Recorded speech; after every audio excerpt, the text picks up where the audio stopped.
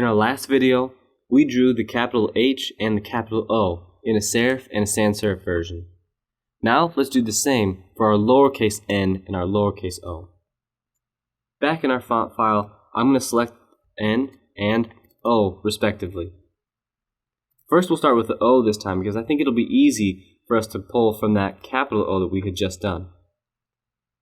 Again, I'm going to go in here, I'm going to double click on my capital O and we'll copy it, and in my lowercase o we'll paste it just so I can see what's happening. I like to work back and forth, but for some people that doesn't quite work. I'm going to duplicate it over, and honestly I'm just going to scale it down until it hits that height. Remember, we drew these overshoots and this is where these are coming into play. But scaling it down isn't enough. When we just scale it down, our strokes get way too thin in either the top and the sides, so we need to adjust that center a little bit.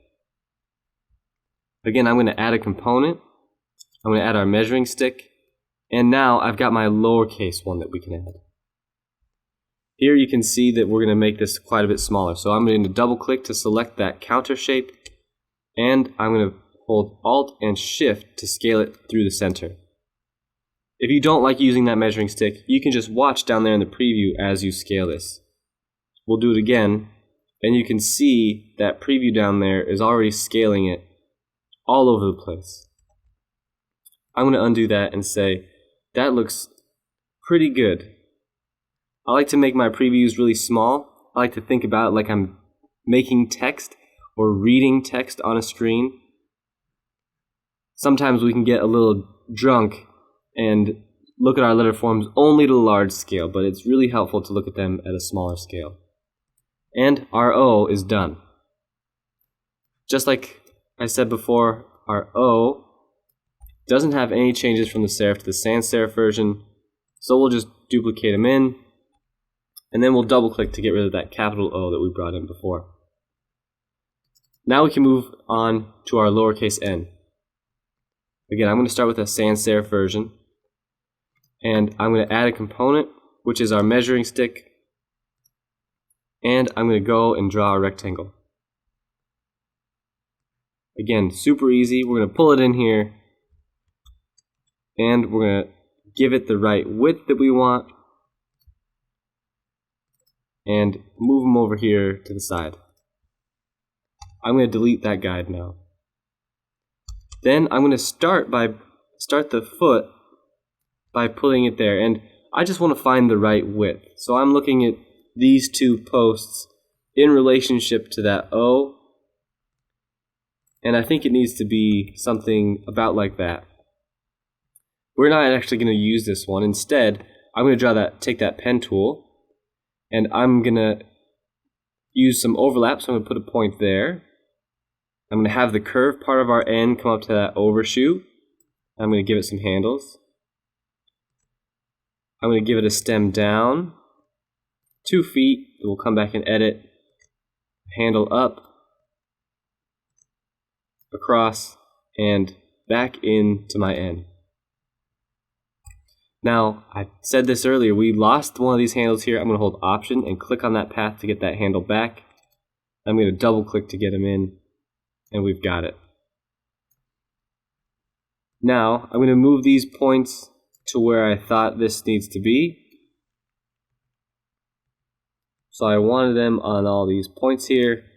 I don't want those handles, but first we'll delete my guide. And if I delete these handles here, you'll see that this turns into a perfectly straight line. And now all we need to do is adjust this shape. So we're going to give him a little bit of a shoulder. This top right bit of an N is called its shoulder. So we'll move these points and negotiate where they're going to be. I don't want them quite that stiff, so I'll pull these guys down, and I'm going to move both handles up at once.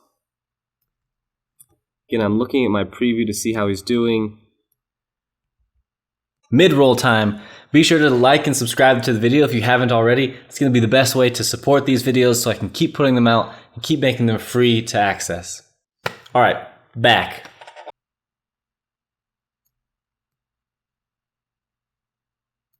And he's not looking too bad. I'm going to push that shoulder. I really want there to be a lot of good weight in this shoulder here.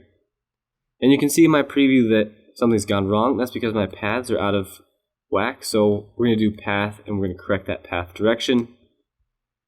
And we can look at him, and we'll tap back and forth a little bit until we get to a shape that we're really interested in. That to me looks like a pretty good N. I might make this one just a little bit wider. 2 clicks. Perfect. Now I could sit around and adjust this all day, but we're going to move on so that we understand how we go from this and how we build our serifs next. So I'm going to copy this, and we'll bring it in here to our serif layer. So I went from our sans serif to our serif layer. I'm going to add a component, and I'm going to type in serif, which will bring in my full scale serif. Now the first thing I'm going to do is I'm going to put it on the feet, so I can flip it or I can spin it. And I'm going to set it on the bottom, and he's going to be way too big for our lowercase n. Now down here, you'll see the component is labeled serif. Now we can choose how big we want that to be, whether I want it to be 90% or maybe 80% of how big that serif is. And when I hit enter on those serif numbers, those percentages, you can see that I get this serif, even though he glitched there for a second and spun all out on us. So I can manipulate this serif all I want. I'm going to start with it just here. I'll bring him out so he's also there. Our N has 2 feet. So it stands on that baseline.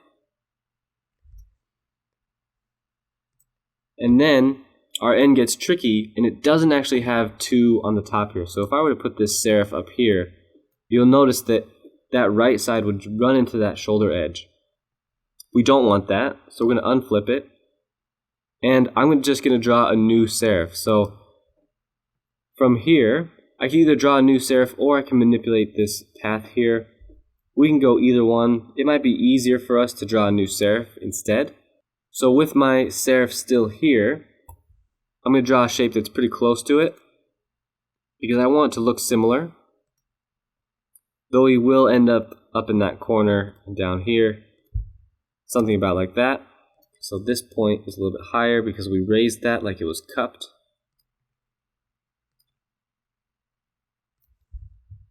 This point over here is going to be nice and square. He's going to be nice and square. And then we can bring our original bit down a little ways. Again, we'll need to correct these path directions, so we'll correct that path direction. And you can see what our N is looking like already. When we're looking at this, we want that left-hand serif to balance out this right-hand shoulder. And right now, it's not quite doing that. It needs to be just a little bit bigger. So I'll bring this down a little ways, and I might even bring him out. That little bit will help him balance out until we have this lowercase n and lowercase o.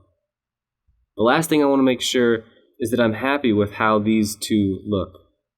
One thing I can do is, along with just looking at these, is now I can start to add in other characters. So I can go in and I can add a component. And now I'm going to add my lowercase o. And you can see when I add my lowercase o, how it compares to my lowercase n. My lowercase n is quite a bit narrower. I might end up widening him out, but I might also thicken up this stem here. So my overshoot is quite a bit high. I'll bring him down. This bit here is also a little high. I'll bring him down and then delete that O. That way, these characters already relate to one another. I could even thicken this out, and I might before the next video, but that's how we get to our N and our O. Thanks for watching the video. I hope that you were able to gain something new, draw some cool, badass letter form that I didn't know about before, and ultimately make progress on developing your own creations. Be sure to like and subscribe and comment or share this video with somebody who you think could design a cool font, and keep making design affordable for everybody.